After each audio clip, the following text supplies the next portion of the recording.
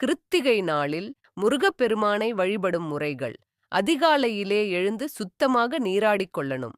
ஓம் சரவணபவாய நம அல்லது ஓம் முருகா என்று கூறி வழிபடலாம். வீட்டில் பூஜை அறையை சுத்தம் செய்து கோலம் போட்டு வழிபடலாம். முருகப்பெருமானின் படத்திற்கு முன் விளக்கேற்றி வழிபடலாம். கிருத்திகை நாளில் முழு நாட்களும் சுத்தமாக இருக்க வேண்டும். பால் பழம் உண்டு விரதம் இருக்கலாம். விரதம் எடுக்க முடியாதவர்கள் சாதாரண சைவ உணவோடு அல்லது ஒரு முறை உணவு விரதம் செய்யலாம். கோபம் பொய் கெட்ட வார்த்தை பேசக்கூடாது. சூரியன் அஸ்தமனத்துக்கு பிறகு வீட்டு வாசல் மற்றும் ஜன்னலில் தீபம் ஏற்றலாம்.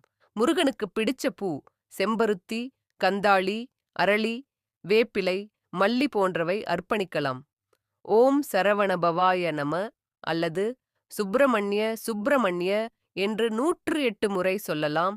சாமி மீது பால், சந்தனம், மலர், பழம், நெய் தீபம் வைத்து நன்றாக பூஜை செய்யணும்.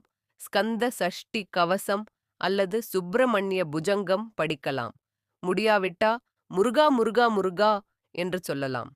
மாலை பூஜை முடிந்த பிறகு பால் அல்லது லேசான உணவு எடுத்து விரதம் முடிக்கலாம். கோயிலுக்கு சென்று முருகனுக்கு தீபம் ஏற்றினால் இன்னும் சிறப்பு. சாமிக்கு நெய் தீபம் ஏற்றி எள் தீபம் வைப்பதும் நல்லது. கிருத்திகை வழிபாட்டின் பலன்கள். முருகனின் அருள் கிடைக்கும். கிருத்திகை நாள் தீபம் ஏற்றுவது அவசியம். மாலை நேரத்துல முருகனின் பெயர் சொல்லி குறைந்தது 6 தீபமாவது ஏற்ற வேண்டும்.